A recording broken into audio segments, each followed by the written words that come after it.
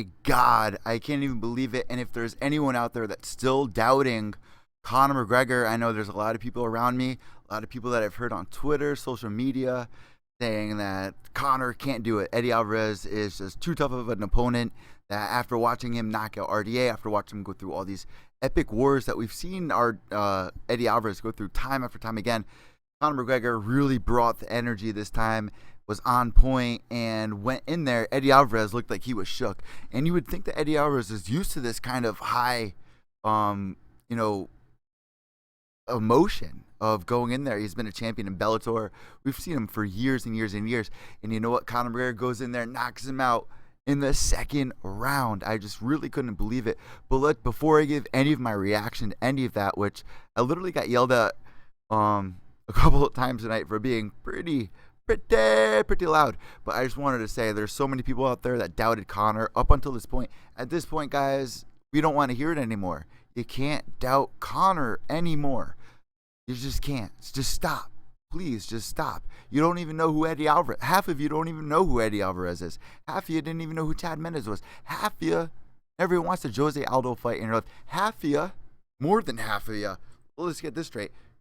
More than half of you have never even seen Nate Diaz fight besides from the UFC 2 or UFC 1 video game.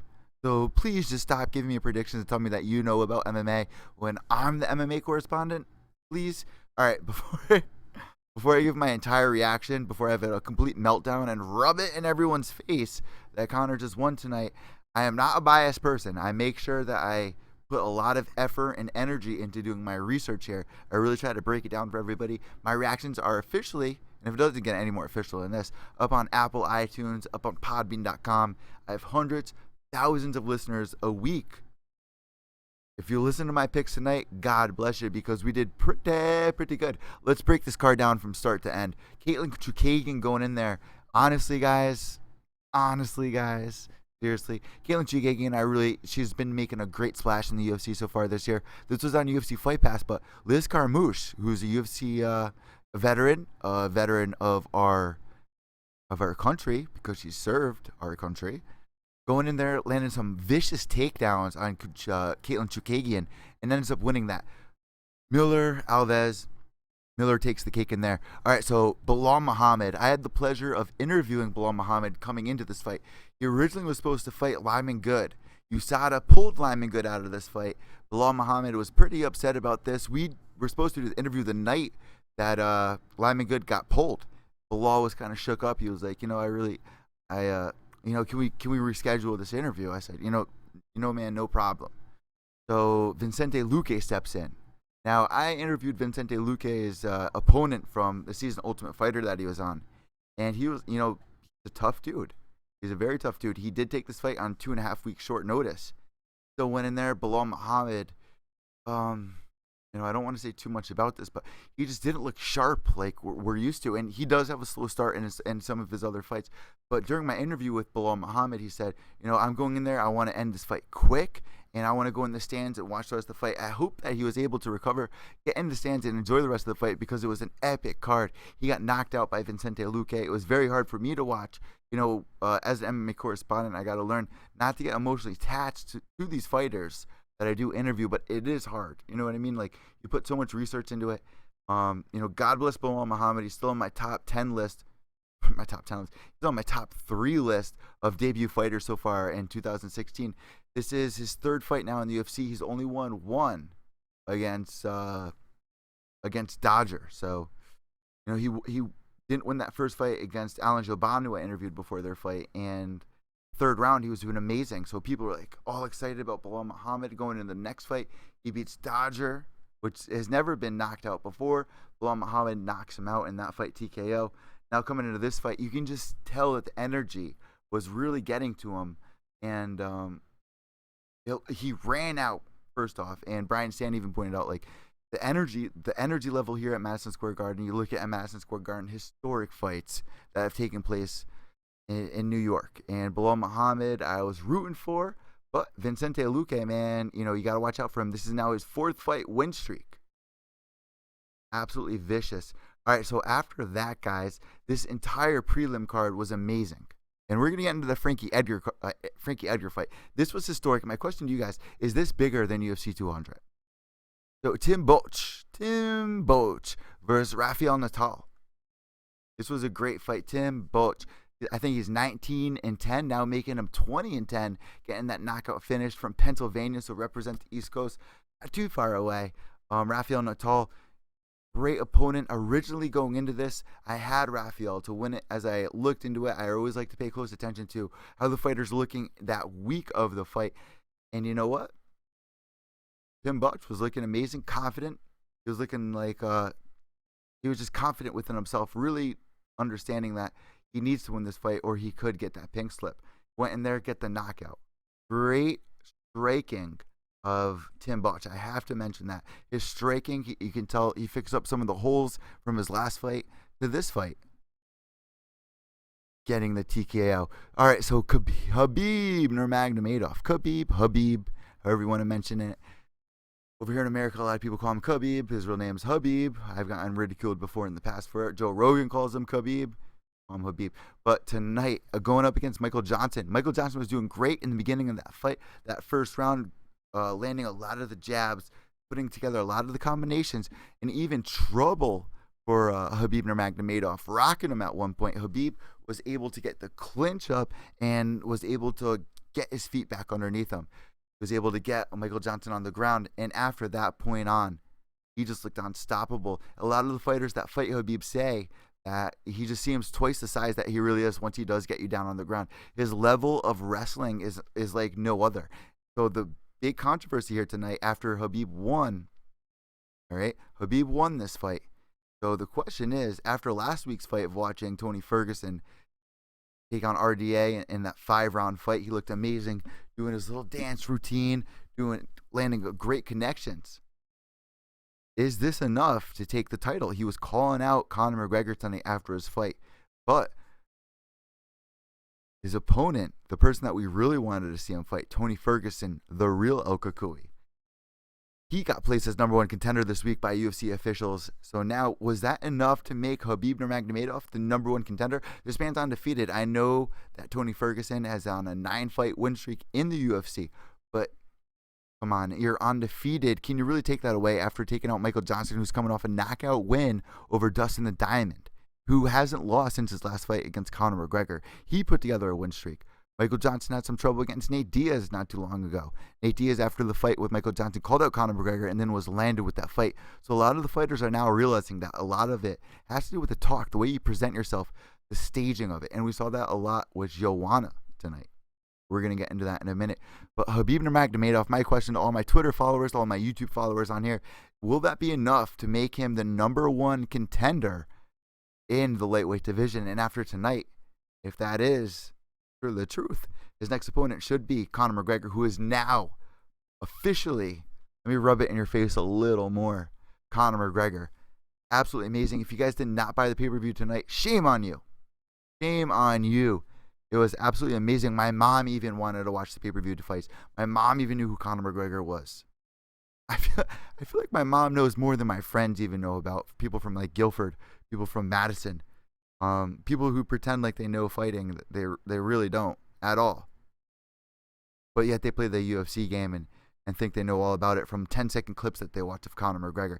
Really pissing me off, really getting under my skin. I do a lot of work for the breakdowns. I put a lot of thought into it. And to hear people's opinions on a lot of these fights, it's just very frustrating to me because they've never even seen Eddie Alvarez fight before. They can't even list 2 of Eddie Alvarez's opponents. That bothers me a lot. Don't make your opinion if you don't know what you're talking about. Please stick to your video games. All right, so sorry, it's just been pissing me off a lot. My girl knows what I'm talking about here. All right, so getting into the next fight.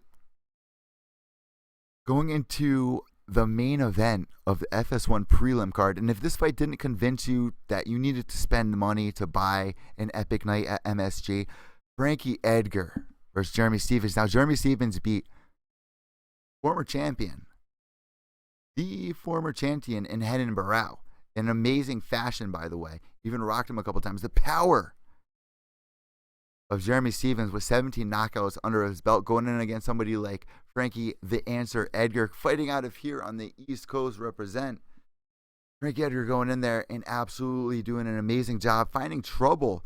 I mean, Jeremy Stephens wasn't able to plant his back foot to land the powerful shots. He was kind of predicting himself because a lot of his strikes were powerful strikes. So Frankie Edgar was able to read that, get out of the way in time, and was able to keep circling around. That was the key thing here, that he kept circling around Jeremy Stephens and landing beautiful shots. But at one point in the fight, he got rocked by Jeremy Stephens. Jeremy Stephens landed a beautiful shot to Frankie Edgar with like a switch kick. Oh, by the way, panda. I got my panda socks on. I got hosed in Atlanta. Just remember that. All right, so that switch kick knocked Frankie Edgar out. There's my boy right there. Frankie Edgar recovering, and we've seen this before in the past. We've seen Frankie Edgar beat BJ Penn once. We see BJ Penn suffer to Frankie Edgar twice. In case any of my video game fans out there don't know that. All right, I got to stop with that. But all right, so Frankie Edgar gets rocked and then was able to recover, wraps up Jeremy Stephens. Going into that third and final round, Frankie Edgar just really put it together, was able to keep circling, landing jabs, and just really finished the fight on a beautiful note, and was able to sink in the win over Jeremy Stephens. Amazing fight for both fighters, but a classic fight for Frankie Edgar. So that was an amazing fight getting into that. Getting into our pay-per-view event. Now, this came out as a surprise to a lot of us out here. A lot of us MMA correspondents were not expecting this, especially for a #1 contender, somebody that was champion not long ago. In her last fight, matter of fact, she was champion. Miesha Tate versus Raquel Pennington. Raquel Pennington made my top 15 list this year for pound list. A lot of people didn't understand why I had her on there. It's because she's been on a great streak. She's been putting together combinations. Her striking game's on point, but not only that, she's a well-rounded fighter. A lot of people think that she's a brawler. She's a boxer, like she said tonight. No, she's a well-rounded fighter, and if she didn't prove that tonight against a well-rounded fighter like Miesha Tate, who's great on the feet, great on the ground, we even saw it in that third round. Miesha Tate was getting desperate trying to submit her. Rocky was just putting together great combinations with the jab, and when Miesha tried tying her up, just couldn't do it. Miesha did land a couple of takedowns, but Raquel Pennington was able to defend most of that and was able to defeat Miesha Tate by decision. And we usually see Raquel Pennington do great in the last seconds of, or the last round, so to say. I mean, she's defeated her opponents in the last seconds of the last couple of her fights, putting together, I think this is her fourth fight this year. Correct me if I'm wrong. Either her third or fourth fight this year. And just on a killing spree.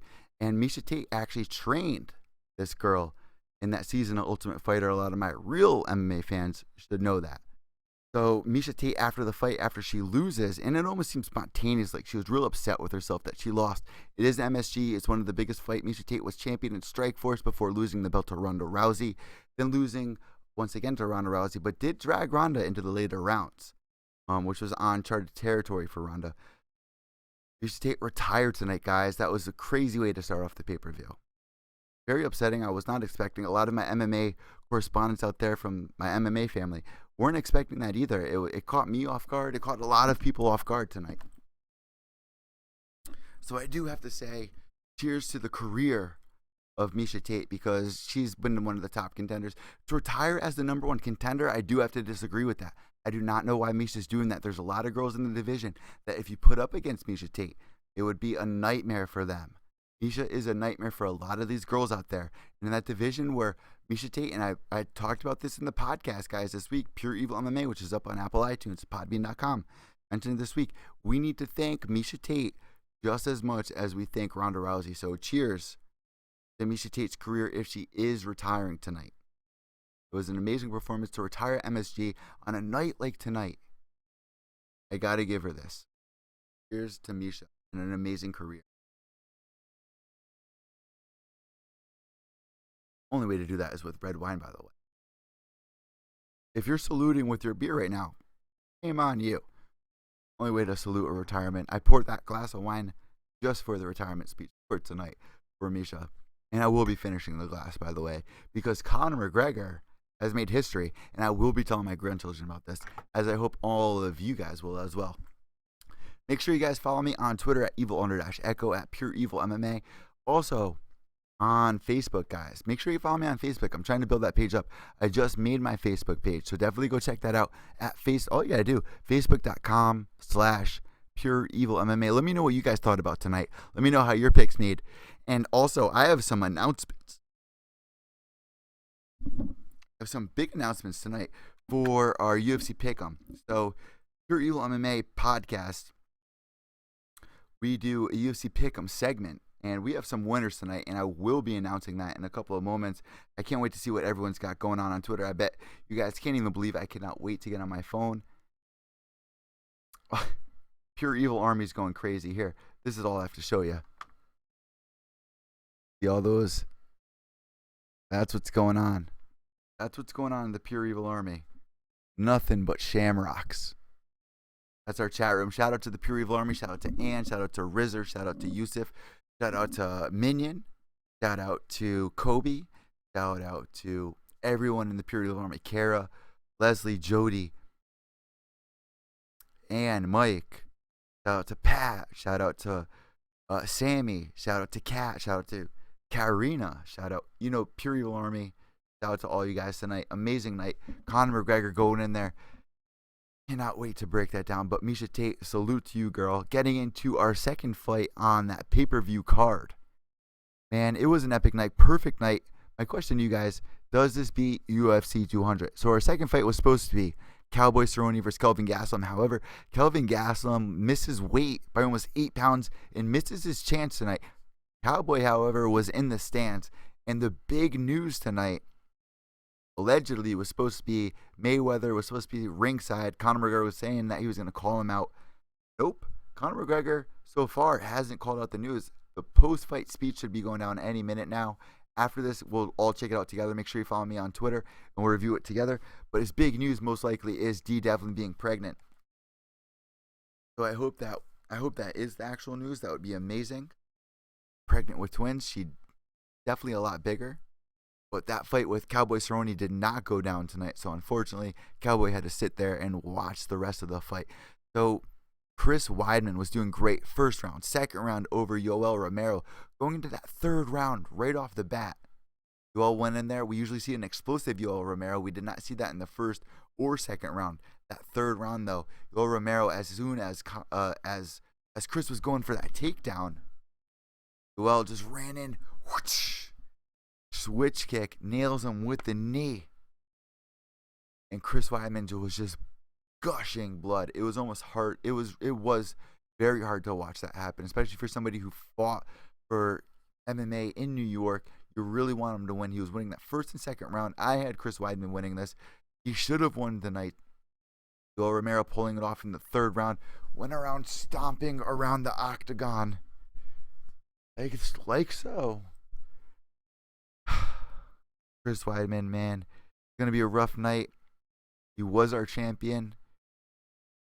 He lost to Luke Rockhold. Luke Rockhold lost to Bisping.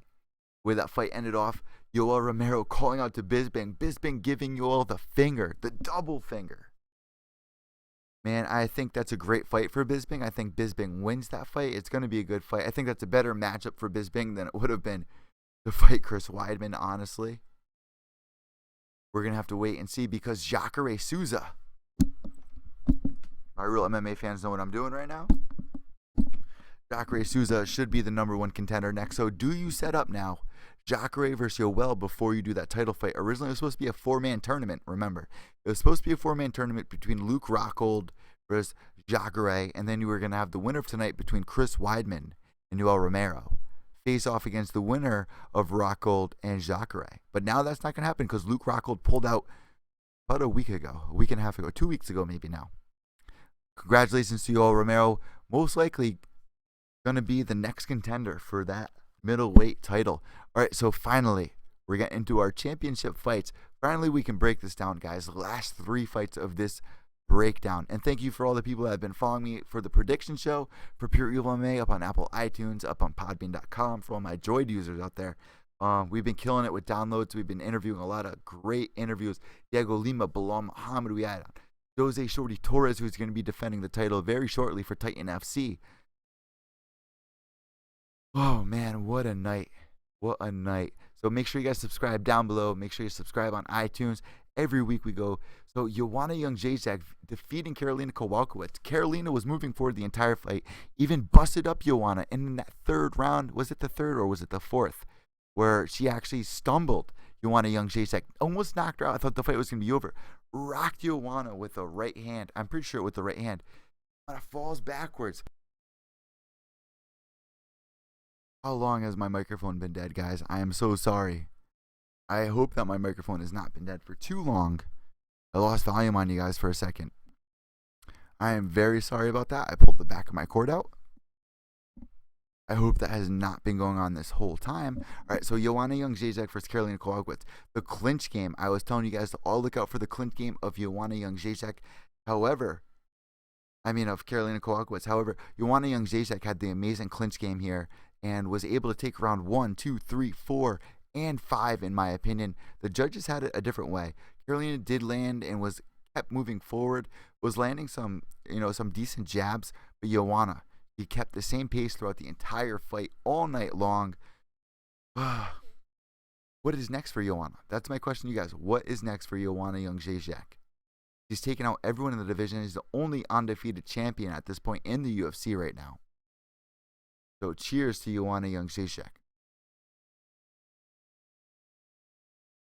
Everyone said Joanna was the one who wanted Karolina to come out here to the UFC. She's the one that pointed her out to Dana White.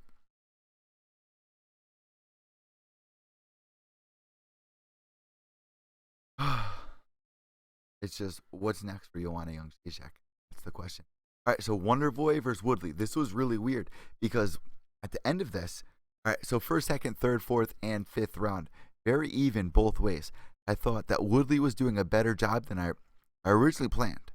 Because originally I had Wonderboy. Originally I had Woodley winning. Then I switched over to Wonderboy. I thought Wonderboy would be able to sink it in. We saw him in his fight against Rory McDonald. We saw him in his fight against Johnny Hendricks. In his fight against Jake Ellenberger. Non-stop action, that karate stance that he has, where he keeps you at a length, kind of like moves in on you, and then lands that quick. But he was really trigger shy tonight, if you ask me. I thought he was really trigger shy with that kick. If he used more of that kick, I think it would have been more in his favor. He could have been champion. Not working out in his favor though. They originally had it, and Bruce Buffer even walked out of the octagon at one point and walked back in. And then they were like, all right, so the winner is Woodley. And then they were like, wait, hold on a second. Woodley was like, what the hell is going on? Am I about to get my belt stripped? And then they say it's a draw. What? What? What's going on? However, Woodley still walks out with the belt, but it was a draw. So what now? I think they give it to Robbie Lawler next. They gotta. Wonderboy put up a great fight. He should be the number one contender still. But for it to go to a draw, it was just very weird. Not a lot of you guys out there were expecting that. And so be it. I mean, I wasn't expecting that. That was very sloppy, if you ask me. Very unprofessional. Where they had that. Very undecisive. I don't think they read the card the right way. I do think Woodley did win, though. I did side with Woodley winning this fight. Wonderboy did a great job. He even found himself in trouble. He had the choke in so tight on him. Woodley was cranking. I thought Wonderboy was out. I thought he was going to tap, honestly. A lot of you guys probably thought that Wonderboy was going to tap. However, toughed it out somehow. I do not know how, but he toughed it out. Didn't tap, was able to get out of there, and at that point, Woodley just punched himself out. His arms were just jello. And if any of you guys out there that punch on a punching bag that aren't even fighters, all you got to do is throw a couple punches. You realize how tired your arms get. Man, going into that fifth round, Woodley didn't do much action. It was Wonderboy who even ended up on top in that fourth round, able to recover. And I think Wonderboy did a great job, but Woodley, the power of Woodley, it was still there, but the distance control of Wonderboy, it was just hard to connect. Woodley did an amazing job. The job that they did over there at Duke Rufus's, on point, guys. So congratulations. That was a great win. Taking home the belt tonight. Tyron Woodley defending the title for the first time. It's getting late. I'm sorry. That was very unexpected of me to yawn like that. All right, so Woodley defending the belt. Conor McGregor now. It almost seemed too easy for Conor tonight. correct me if I'm wrong. A lot of people out there are saying there is no Santa Claus. I'm not going to say who, but somebody did say that. Philadelphia fans are definitely upset tonight after watching Eddie Alvarez get rocked in that very first round. Eddie Alvarez get rocked and dropped and socked in that first round. No one was expecting that. Oh, wait. Who was expecting that? Me, my girlfriend, Kate. We were expecting that. Minion was expecting that. Ann was expecting that. Jody was expecting that. Who else was expecting that? Your EVil Army was expecting that. And you want to know why? Because we have some of the best people on Twitter. We have some of the best colleagues. Minion, me. Doesn't get any better than that. We predicted this card exactly the way it should happen. This main event. Historic and Conor McGregor debut. MSG, UFC, super fight. A lot of you guys out there might be mad that Jose Aldo didn't get it. But once in a lifetime chance. New York City, MSG, MMA, legal. What do we got? A title contention for the first time ever. Conor McGregor could be a 2-division champion.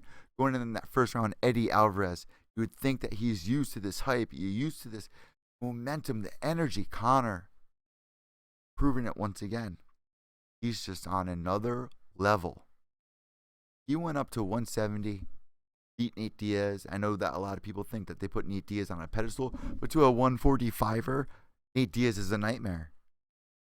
Let's not get that mixed up. In my opinion, Nate Diaz is a nightmare if he was a featherweight. But for a featherweight to take out Nate Diaz. So going into that second round, Conor McGregor was looking amazing. Amazing. Perfect first round.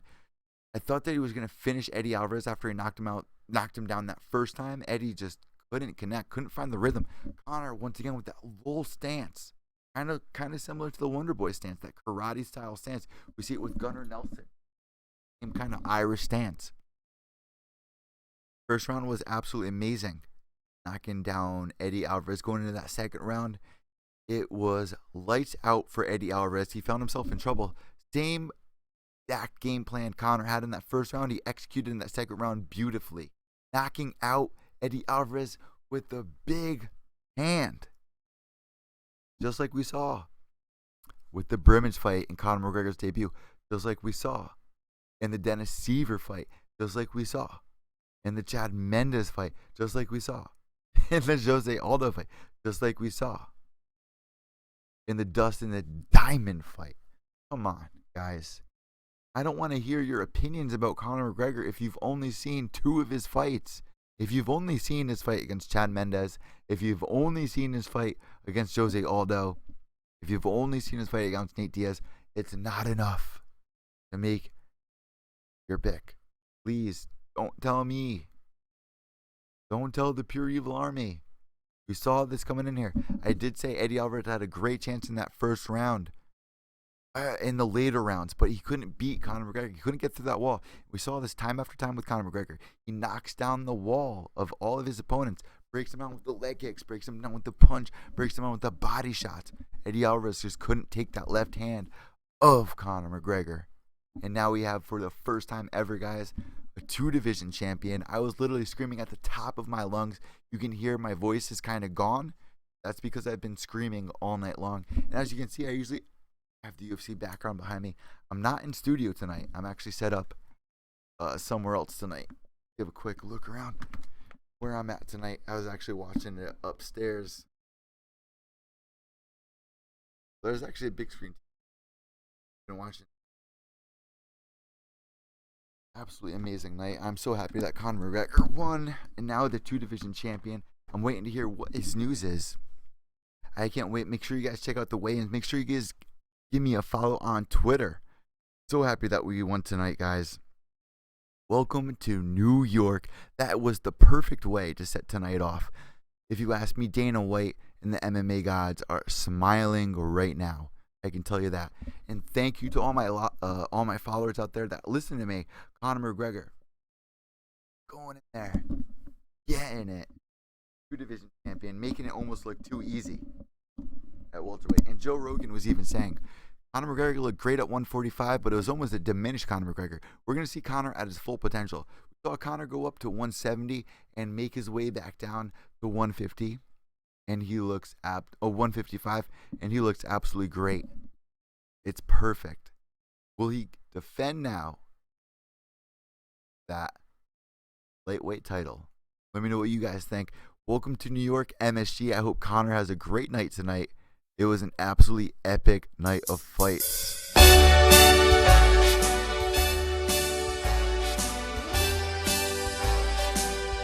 I'm Evil Eddie, guys. Thank you for tuning in to Pure EVil MMA reaction show. Absolutely epic night. Perfect night. Miesha Tate retires. What? Conor McGregor, first time ever, 2-division champion.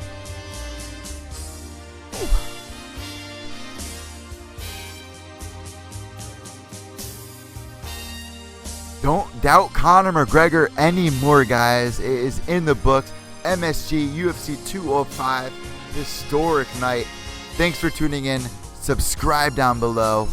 New York, East Coast, stand up. Have a great night. Most of all, behave yourselves. We watched history. We'll be telling our grandchildren about tonight. Enjoy it.